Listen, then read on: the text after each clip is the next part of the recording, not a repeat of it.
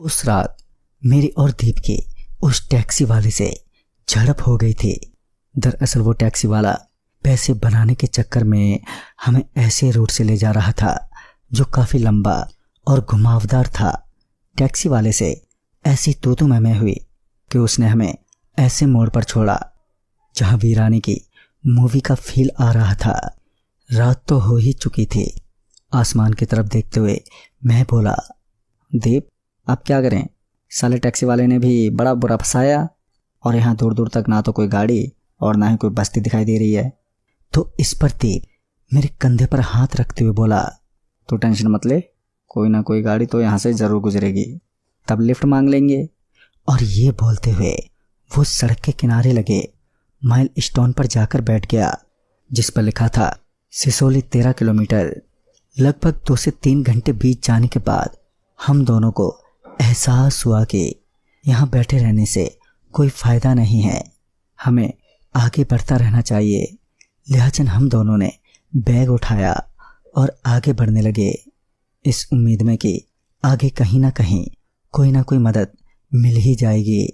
मगर घंटों चलने के बाद भी कुछ मिला तो नहीं, मगर गला ज़रूर सूख गया था हमारा। ऊपर से हमारी इकलौती पानी की बोतल कब की ख़त्म हो चुकी थी। इससे पहले मैं एक बार फिर अपनी बुरी किस्मत को कोसता कि दीप ने कहा, वो देख यार वहाँ पर एक कुआं है। फिर जब मैंने दीप के कहने पर उस तरफ देखा जिस तरफ दीप इशारा कर रहा था तो पाया कि सच में खेतों के बीच एक कुआं है। फिर जब हम दोनों पानी की उम्मीद में उस कुएं के करीब पहुंचे तो पाया कि कुएं की मुंडेर पर एक रस्सी से बंधी बाल्टी रखी हुई है, जिसका साफ मतलब था कि उस कुएं में पीने लायक पानी है और हमारी किस्मत इतनी भी बुरी नहीं है। और हम दोनों झट से कुएं पर पहुंचे। फिर जब मैंने भरी हुई बाल्टी कुएं से बाहर निकाली तो मैं ये देखकर हैरान हो गया कि बाल्टी तो बिल्कुल खाली ही है, जबकि उसमें पानी होना चाहिए था। तभी मैं बाल्टी के तले को चेक करते हुए दीप से बोला, यार बाल्टी में तो कोई छेद भी नहीं है, फिर बाल्टी का पानी कहाँ गया? पर इस पर मुझे दीप ने कोई जवाब नहीं दिया। जवाब ना मिलने पर जब मैंने अपनी निगाहें बाल्टी से हटाकर दीप की तरफ की तो मैंने पाया कि अब दीप वहाँ पर है ही नहीं। उसके एकदम से गायब हो जाने के चलते मैं घबराने लगा और दीप को जोर जोर से आवाज़ देने लगा था, दीप दीप कहाँ है तू?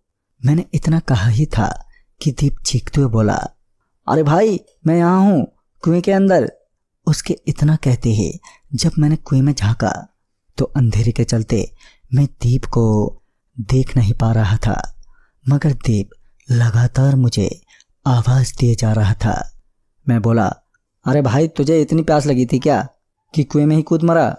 तो इस पर वो बोला, नहीं भाई मैं कूदा नहीं, बल्कि किसी ने अंदर खींच लिया और ये कुआं तो पूरा सूखा हुआ है, ज़रा सा भी पानी नहीं है इसमें, जल्दी से मुझे बाहर निकाल। अब तक मुझे ये एहसास हो गया था कि मामला पेचीदा है और जल्द से जल्द निकलने में ही हमारी भलाई है। मैंने तुरंत ही वो बाल्टी नीचे फेंकी और दीप को कहा, ये बाल्टी पकड़ ले, मैं ऊपर खींचता हूँ। फिर मैंने बाल्टी कुएं में एक बार फिर डाली और जैसे ही दीप ने बाल्टी पकड़ी तो मैंने अपना पूरा जोर लगाते हुए उसे ऊपर खींचा। मैं अभी उसे ऊपर खींच ही रहा था कि मेरी हालत पतली होने लगी। तभी मैं दीप पर भड़कते हुए बोला, अबे साले अगर तूने मोमोज चाउमीन कम खाए होते तो आज मुझे तुझे कुएं से बाहर निकालने में इतनी दिक्कत नहीं होती। मैंने इतना कहा ही था कि पीछे से मेरे कंधे पर किसी ने हाथ रखते हुए बोला, ये क्या कर रहा है? वो आवाज़ सुनकर मेरे रोंगटे खड़े हो गए, क्योंकि वो आवाज़ दीप की ही थी, जबकि दीप तो कुएं में रस्सी से नीचे लटका हुआ था। मैं मन ही मन भगवान का नाम लेते हुए जब पीछे पलटा तो देखा कि पीछे दीप ही खड़ा है। तभी दीप बोला, ये क्या कर रहा है तू? चल गाड़ी का इंतजाम हो गया है। तभी कुएं के अंदर से बड़ी डरावनी आवाज में कोई बोला, मुझे जल्दी बाहर निकालो नहीं तो तुम्हारी जान गई। वो आवाज़ सुनते ही डर के मारे मेरे हाथ से वो रस्सी छूट गई और रस्सी के छूटते ही मैं और दीप वहाँ से भागे और वापस सड़क पर एकदम से आ गए जहाँ पर एक ट्रक वाला खड़ा था। दीप ने तुरंत ही उस ट्रक में चढ़ने के लिए कहा। फिर हम दोनों उस ट्रक में बैठकर निकल गए। रास्ते में जब मैंने उसे सारी बात बताई तो पहले दीप ने कहा कि वो मुझे ट्रक दिख गया था आते हुए, इसलिए मैं ट्रक को रोकने चला आया था जब तू कुएं से पानी निकालने में लगा था।